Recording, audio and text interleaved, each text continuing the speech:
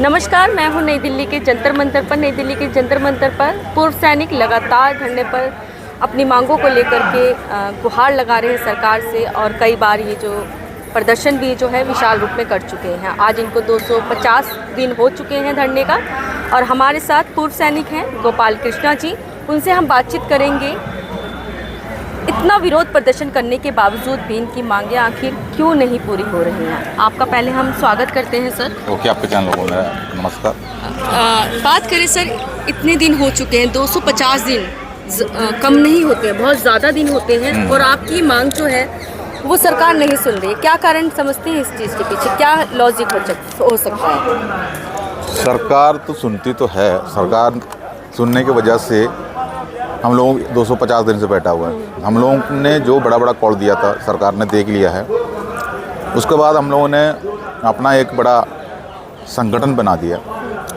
सरकार ने क्या कर दिया, हमारा सीनियर अधिकारी को कुछ काम दे दिया। सीनियर अधिकारी सरकार के साथ में बातचीत किया।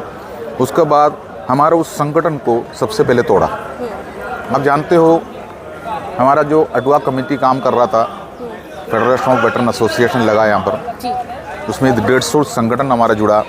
करीब 28 लाख फौजियों के बीच में, पूर्व सैनिकों के बीच में करीब 20 लाख से ऊपर उसी के अंदर जुड़ चुका था।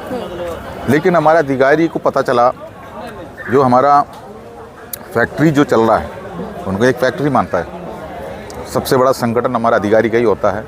तो उन्होंने ये सोचा, ये संगठन अगर बढ़ के आगे आ जाएगा, जीसीओ जवान का संगठन निचले रैंक वाला है, तो फिर हमारे लिए, हमारा सरकार का सामने, हमारे देश के सामने हमारा बेइज्जती है, और हम कहीं का नहीं रहेंगे।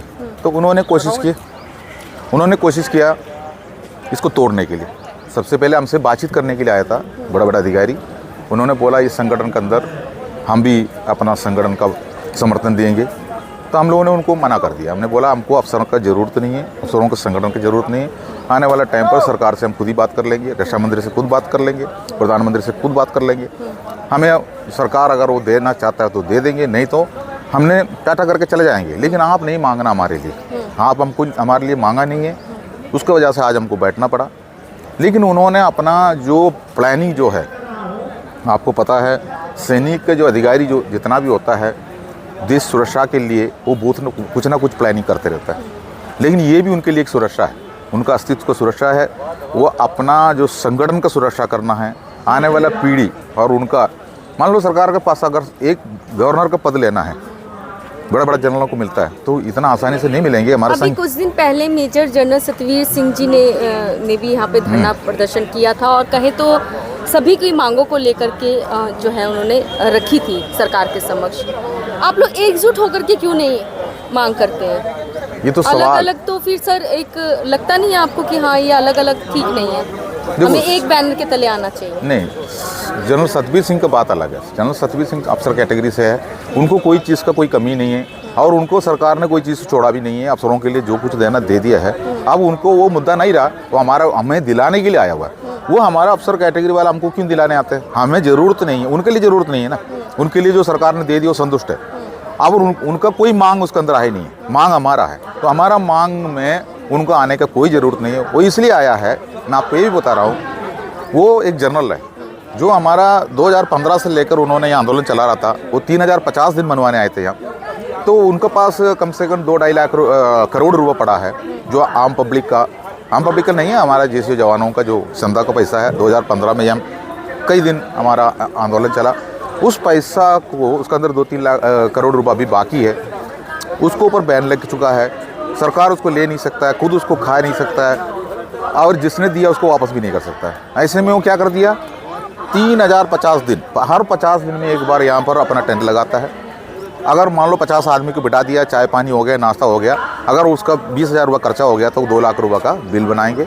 उसमें से पैसा खाने के लिए है, वो हमारा पैसा है, उसी के लिए बनाया हुआ है। हमारा इसलिए आंदोलन जो 250 दिन से ये चल रहा है, बैनर लगा कर बैठा हुआ है, मेमोरेंडम सरकार को दिया है, उसके बाद हमें तोड़ने में लगे हैं। हमारे से ही कुछ लोगों को उन्होंने लेकर जाकर बिठाया हुआ है। वो एक मजबूरी है। मजबूरी क्या है, उनका अंडर में नौकरी किया है, वो अपना बच्चे को भी कोई ना कोई नौकरी दिलाया होगा फौज के अंदर कहीं भी, तो वो एक गुलाम बनना पड़ता है। जो वो लोग उसमें बैठा है, हमारे पास भी आता है, हमारा रजिस्टर में भी लिखता है। लेकिन सर्विस में जब वर्किंग डे में होता है कि हम सर्विस में हैं और अभी मौजूदा सर्विस कर रहे हैं, वो बात अलग होती है। लेकिन रिटायरमेंट के बाद आपकी क्या गुलामी, आप क्यों गुलामी में आ रहे हैं उनकी? आप तो अब स्वतंत्र हैं, आप तो किसी नौकरी के अंडर में भी नहीं है। तो वो स्वतंत्र तो है, लेकिन कुछ लोगों का सोच यही है ना, हमारे ऊपर हमारा गर्दन में एक पट्टा डालते, उसके ऊपर एक जंजीर लगा दे, तभी मैं चल पाएगा, ऐसी एक सोच है। ऐसे लोग उधर जाकर बैठ जाता है। लेकिन मांग उनका भी हमने कर रहा है, जो हमको अगर मिल गया तो उनको भी मिल जाएंगे, उनको भी पता है, उन्होंने संघर्ष करने दो। जैसे मान लो अभी आपका मैसेज भी चले जाएगा तो उसी के अंदर भी वो कमेंट्स लिख देंगे, और उनका हमारा फेवर में लिखता है, लेकिन वहाँ भी वो जाकर बैठ जाएंगे, कभी कभी हमारे पास भी आकर बैठ जाएंगे। हमारा आंदोलन सही दिशा में चल रहा है। लेकिन एक बात यही है, जो अभी 25 नवंबर जो है, आने वाला 25 नवंबर को हम लोगों ने रेल रोको आंदोलन कर रहा है। हम नई दिल्ली रेलवे स्टेशन के अंदर जो भी ट्रेन अंदर घुसता है, दोनों आउटर और इनर दोनों जगह पर हम 2 लाख से ऊपर पूर्व सैनिक इकट्ठा होंगे, हम ट्रेन को रोकेंगे। उसी के लिए हम सरकार को ऑलरेडी हम लोगों ने उसको मेमोरेंडम दी है। सरकार मतलब प्रधानमंत्री ऑल ऑफ इंडिया में ट्रेन रोकेंगे? नहीं, न्यू दिल्ली रेलवे स्टेशन, खाली न्यू दिल्ली, ठीक है। पूरे जितना भी लोग हैं न्यू दिल्ली में आ जाएंगे। तो आपका चैनल के जरिए मैंने भारत के वासियों को भी मैंने ये बताना चाहता हूँ, हम मजबूर थे तभी हमने ऐसे कदम उठा रहा है। हम अपना देश का सुरक्षा देखा हुआ टीम है, तो हम गाड़ी रोकने के बावजूद जो आउटर में गाड़ी खड़ा हो जाएंगे तो प्लेटफॉर्म पे नहीं पहुंचता है, तो ऐसे में आम पब्लिक को दिक्कत होंगे। जो उसके अंदर यात्रीगण जो बैठा है, हम उसको पानी पिलाएंगे, उनको हम चाय पिलाएंगे, उनको हम खाना देंगे। लेकिन जब तक हमारा मंजिल तक नहीं पहुंचेंगे, हम गाड़ी को जाने नहीं देंगे। अगर गाड़ी को अगर 15 मिनट में रोक दिया तो सबको पता है रेल का बहुत बड़ा असर पड़ता है। 3 दिन कम से कम 1 महीना लग जाएंगे उनको वो मतलब उनका क्लियर करने के लिए। इसलिए हम भी नहीं चाहता हूँ, तो हमने जुडिशरी कमेटी का मांग किया है। हमें रिटायर्ड जज का जुडिशरी कमेटी चाहिए, उसी का मांग किया है। उन्होंने जुडिशरी कमेटी दे दिया तो हम उठ जाएंगे, चले जाएंगे। ठीक, धन्यवाद।